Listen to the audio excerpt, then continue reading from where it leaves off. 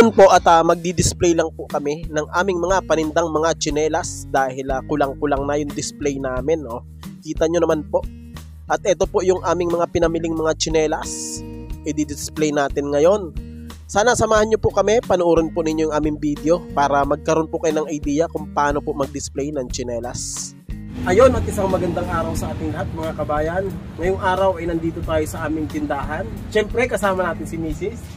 Hi po, ayan magdi-display tayo ng ating mga pinamiling tsinelas. Ayan, yung katulad po ng mga ganito. Ayan, i-display namin. Samahan nyo kami ni Mrs. sa pag-display ng paninda naming tsinelas. Ayan, pag nag-display tayo ng ating mga tsinelas, unang-una ginagamitan natin ng ganito. Ay, ang tawag dito ay hook.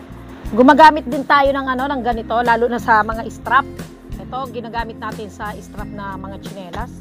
And then gumagamit din tayo ng tag price para kung sakaling may presyo na siya dati at nag-iba yung presyo, pinapatungan lang natin yan ng Ayan guys, sasampulan ko kayo kung paano natin i-display ang ating, ang tawag dito ay strap. Kaya ang ginagamit nating hanger ay pang strap. Ayan oh. Ayan guys oh. Tapos dito natin ilalagay yung tag price. Tapos ginagamitan ito. Ginagamitan natin ito oh. Ayan, 6, kasyang-kasya ang 6 dyan.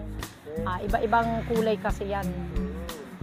Tapos may white tayo. Yan, ganyan ang magiging niya. Ayan guys, ganito ang kalalabasan ng ating pag-display ng tsinelas. Ayan oh, yung 6 kasyang-kasya talaga dito.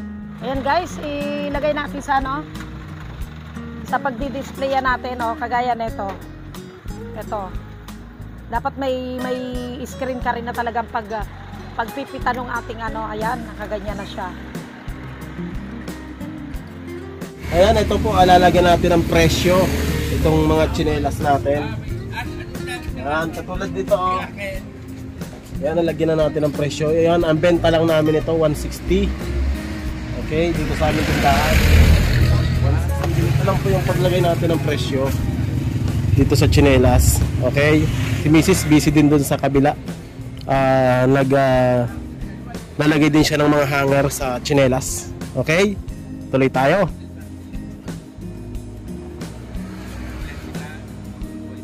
Mga kabayan, ganito lang yung aming pag-display ng mga tsinelas. Sana panoorin nyo yung video namin para magka-idea po kayo kung sakaling magtitinda po kayo ng tsinelas. Yan, ganito po.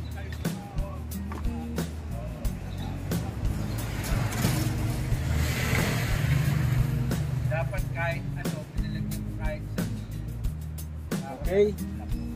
Ito. Siyempre gagamit po tayo ng ganito. Hook. And at sa pag-display natin ito, kailangan yung pinakamalaking size sa likod. Dito.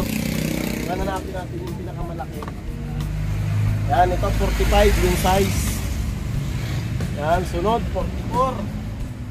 Ito 44. Yan, malaki yung nasa likod. 43. Yan, 42. Tsaka itong 41. Yan, ganito po yung mangyayari dyan pagka na-display na natin.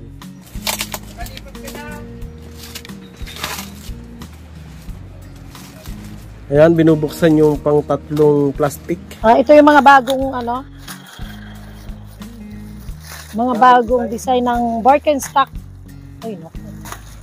Tingnan natin, siguro tanggalin ko sa plastic para Ay naku. Ito yung mga bagong design ng Birkenstock. Pwede siyang unisex. Pwede pa lalaki, pwede pa. Meron din tayong ganitong pang-alanganin siya. Ayan. Ganyan naman yung magbenta. Ito mga pambabae na to. Ayan. Ayan, maganda siya. Pang-alis na, tsaka pwede siyang basain. Ang ganda. Wala na pala tayong Ayan, kung gusto niyo magtinda ng tsinelas, ang wholesale supplier nito ay nasa Baclaran. Ayan, ganito naman ang ginagamit natin sa sipit na tsinelas. Ayan, ito ang hanger niya. para komportable yung yung pag-display natin. Ito po at lalagyan natin ng presyo, sticker. Itong ating tsinelas. 160 lang yung benta natin dito. Pag tumawad si customer, pwede na natin ibigay ng 150. Ayos na ayos yan. And kailangan laging may adjust tayo sa presyo. Kasi hindi natin naiiwasan, tumatawad si customer. Yan, malaking bagay kasi pag nakatawad sila. At yun din ang kagandahan, pag marunong tayo magtawad sa mga customer natin, babalik-balikan tayo ng mga customer. Okay po, at mamaya papakita namin sa inyo yung display namin sa labas. Okay? Ito mga kabayan, at tapos na po kaming mag-display ng aming mga panindang mga tsinelas. Ito po yung kinalabasan ng pag-display namin ni Mrs. Ayan po, meron din po tayong naka-basket dito sa baba ng ating mga naka-hanger na tsinelas. Ayan, kabayan, sana dito sa ating video na ito ay nagkaroon po kayo ng idea kung sakaling gusto nyo pong magsimula sa mga panindang mga tsinelas. At kung nagustuhan nyo rin po yung aking video, huwag nyo po sana kalimutang mag-subscribe, paki-like po, at paki-share na rin para magkaroon din po ng idea yung iba na gusto rin pong magnegosyo na katulad po natin. Maraming salamat po sa inyong lahat.